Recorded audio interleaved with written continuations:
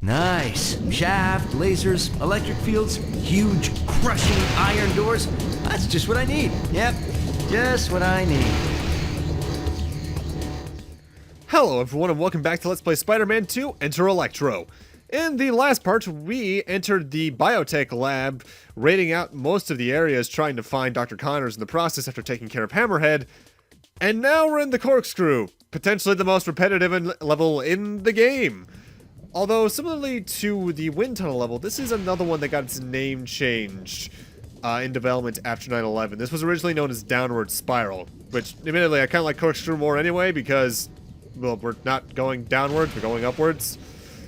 The main thing with this stage is that it's comprised of 4 identical sections. The first thing you need to do in each section is get to the 2 little generators and press the buttons on either side of it to turn off not only the lasers on that side of the area, which by the way do damage you, but also to open up the next portion. And by open up, I mean it'll turn off a force field towards the top. Afterwards, you have to climb up some platforms and get through another laser field that is alternating between, I think, about 10 individual lasers and a little lightning blitz like that on the wall. And then you just need to get through another little crusher sequence. At the top of every area, there is an item waiting for you. I think in this case, it's a web cartridge. No, it's a lightning webbing. I'll take that all the same. Ultimately, the thing that you just need to keep in mind with this stage is take your time and you should be fine. It's also in this point in the game where I think some of the stages tend to overstay their welcome a little bit, just because in the case they're too repetitious like this, it gets tedious, or some levels are just outright a bit too long. Though this stage also has a couple of bugs to it. Well, first off, the lasers can multi-hit you like that, as you saw there, if you're not careful. I swear the crushers are a bit buggy when it comes to between sections. Because in one of my practice runs, I got through a crusher completely safe, but I still took damage whenever it closed, even though I was very well above it. And that continued happening for some reason. I don't exactly know why that happened. I'm not even sure if it's a consistent problem, but I guess keep your eyes out for that.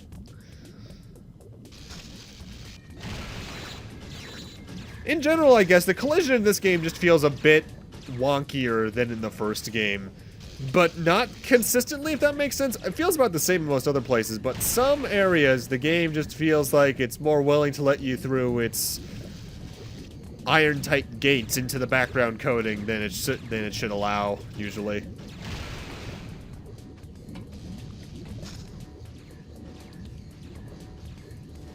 Repetitive levels like this are kind of hard to talk about in some regards, because I feel like they have a place in the field, yes, but at the same time, I feel like levels should keep things mixed up if they're trying to be repetitive, if that makes sense.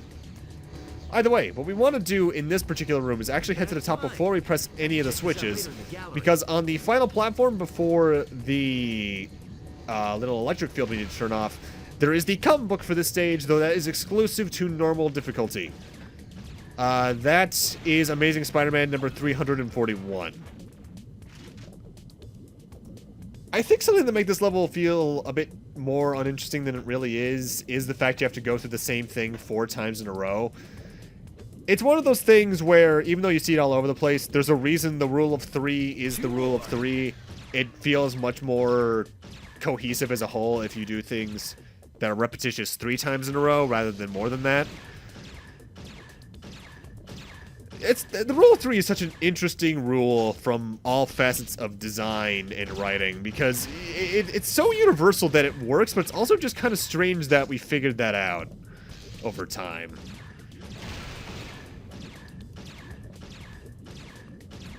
With that said, though, the comic book in this stage, I believe if you pressed one of the buttons in the 3rd area, it would have despawned.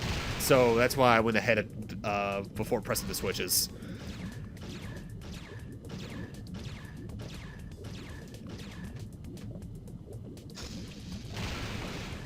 Zipline is going to be fairly useful here as well, just because you can zipline up from some platforms to others in certain portions of the stage, which will just make things go a bit more quickly. Because I think ziplining is technically Spidey's fastest movement tool. Because walking is decent, yeah, but you can't walk upwards. Wall climbing is just very slow, especially in very crowded areas. Ziplining gets you up there really quickly. There weren't enough going on in this place. They also like to spawn a couple of sentries in some of these rooms, but not all of them, which is kind of weird. It's one thing if they say at an increasing amount of sentries, like the first one maybe only has 1, the next one has 3, 5, so on and so forth, or something along those lines, but only having them, I think, in 2 of the rooms, and very inconsistently at that, is a bit odd. With that, though, we just need to swing up there, and we are done with the corkscrew. Thank God this level is boring. Let me out. There we go. Wow. Maybe this wasn't the lizard. This amount of damage would do the Hulk proud. Now come on, Doc. Give me a sign here. Let me know you're okay. Relax!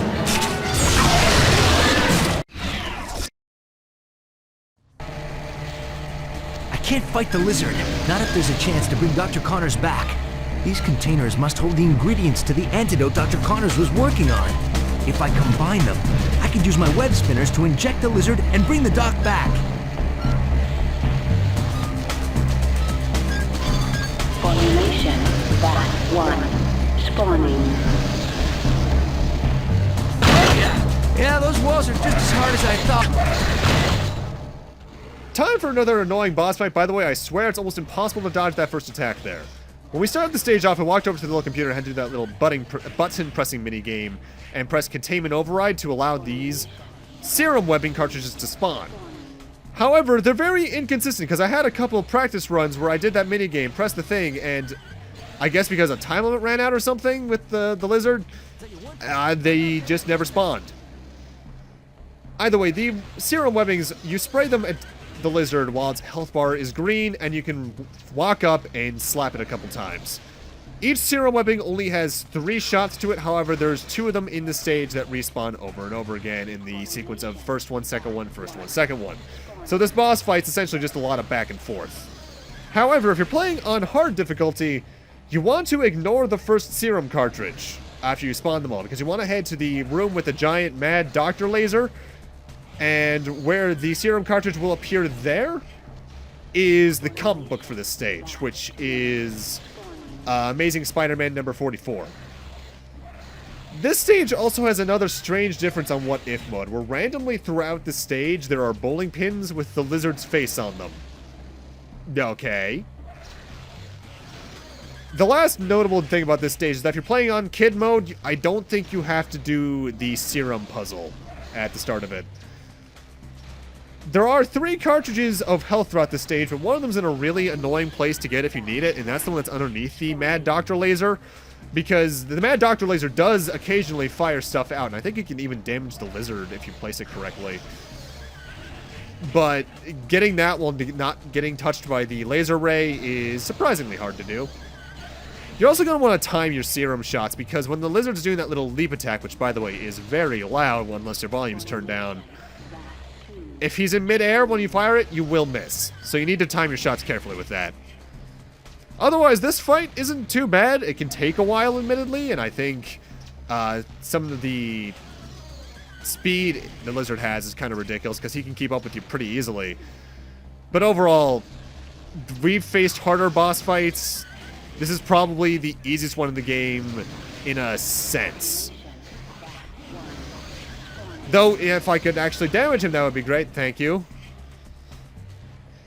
That's 2 bosses in a row the game's done that to me. I don't appreciate that. What happened to you? Electro was here. He wanted information on the BioNexus project. He's assembled all the parts, but he's still not able to make it work. What is this BioNexus device? It amplifies the bioelectric energy in living beings. On Electro, it'll make him a god. You have to stop him, Spider-Man. But how do I stop him, Doc? What's he missing? I don't know what it is. Dr. Watts kept all the secret notes about the final phase of the project secret. Go to her lab. It's on the other side of the complex. Thanks, Doc. Whoops. Hold where you are, Spider-Man! Failure to comply will result in the use of full Sorry, boys and girls, but I don't think I'm gonna let you arrest me today.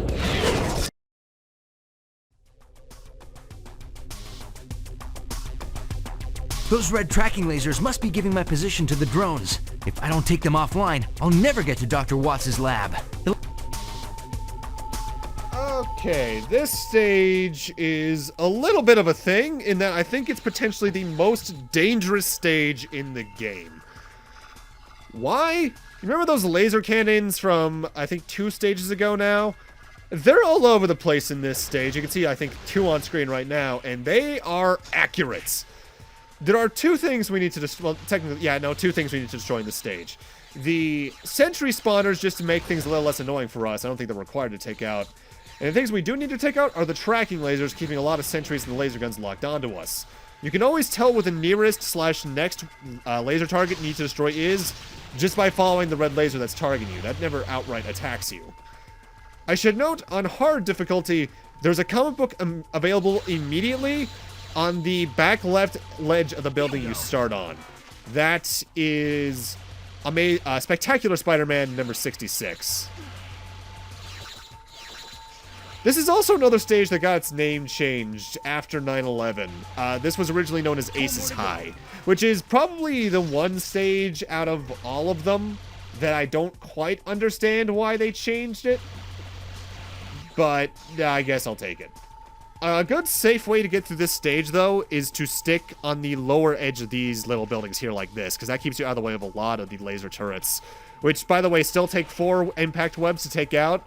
This can easily be the stage that eats up the most of your webbing out of anything. So make sure you keep a good supply nearby, judge your fight accordingly, hopefully grab some of the web cartridges you see along the way, and you should be okay, hopefully. I think another thing this game has that makes it, this stage has that makes it a bit grating is just how long it is. Because I think this is the longest stage, probably in the latter half of the game, barring the corkscrew. One thing I can advise, though, with trying to save a little bit of webbing, the laser targeting systems you can destroy with just pressing the square button next to them because you're turning them off. But the sentry spawners, you can also destroy their console by just punching them to death. So I'd actually recommend taking that over webbing them if you can. You're not always going to be able to due to nearby laser cannons, but it's an option. The laser cannons also have, thankfully, a radius around them that varies from 1 to 1, I believe, on when they can see you. Like, right now, I'm completely safe over here. However, another difficulty shows itself here. The pickiness with the L1 targeting. I am pressing the correct inputs every single time here, but sometimes, as you'll see, the web reticule is just gonna move off the laser cannon for no reason. Maybe, I guess, I held up a frame too early or something, which is very specific, and I don't like that. Though, admittedly, I guess it is pretty of the era in that regard, because minor control things like that were all over the place in this era for gaming, so I guess I can forgive it to some extent, but it's still annoying. Now, notable, we are actually right near the next comic book for this stage. I think this is the one stage in the game that has 3 comic books, but they're all difficulty dependent. The next one that we're near right now is a normal mode exclusive one. On the main central building I was just on, you want to go to the little bridge that is facing, I think, south. I think there's one more left. It's the little bridge connecting to it that's from the direction we came from. In fact, there it is right there on the left side of the screen. That is Amazing Spider-Man number 425, I believe. Look what I found. At this point, we just need to take out a few more laser targets and we should be fine. Ow, dick move. The laser targets also do a good amount of damage, which doesn't help. Thankfully, there are some health cartridges littered throughout the stage. But at the same time, there's also a good amount of the stage I don't think you have to visit. I've always destroyed every single one of the sentry spawners, but I'm not sure if it's honestly required. I think the laser targets might just be what's required. The sentries are just to make things a bit easier on you. But I could recommend doing it either way. Hey, okay, that's just dickish. I'm not the bad guy, would it? Where did that one even come from? Is that the one on the bottom? That's like God himself just said, yo, no, none of that. Thankfully, though, we are near the end of the stage, if my memory serves correctly. Just need to go over there, take care of that sentry. I'd actually rather get that laser, that second electric, taser webbing cartridge over there as well. I think what this stage also comes down to, it's another one that could have used spider armor, but I don't think spider armor is anywhere in the stage or in the previous ones. Like I said earlier, I think the spider armor is only located, from my memory, in the helicopter chase stage, which is a bit odd, and I think they should have used it more often. That's one of the more helpful power-ups in the game, and placing it at least a couple of more times could have been useful. We're coming up on the end of the stage, though. The end of the stage is to the left, and the last laser target is up here.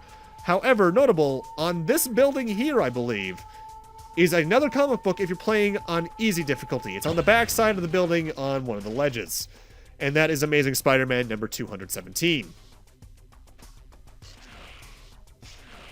With that, we can just web across to the end of the stage and we're good. And actually seeing the spider compass right now after taking out that laser target does indeed confirm my question earlier if the sentry turrets are optional or not. They completely are. They're just to make things easier on your soul.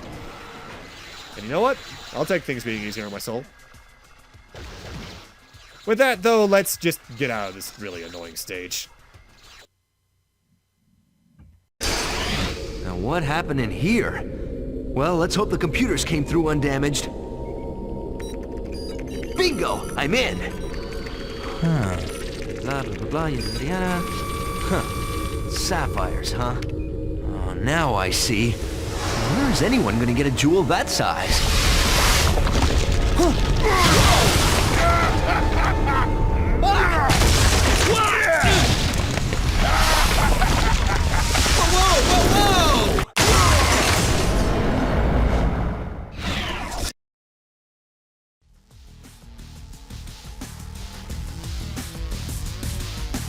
Just my luck. A construction site. Hey, wait a minute. Sandman is vulnerable to water, and that looks like a water pump. If I can get the pressure high enough, maybe I can make mud pies out of our little friend here. And unlike the train chase stage, now we actually have to fight Sandman. His moveset's exactly the same, including that really annoying and really long-reaching grab move.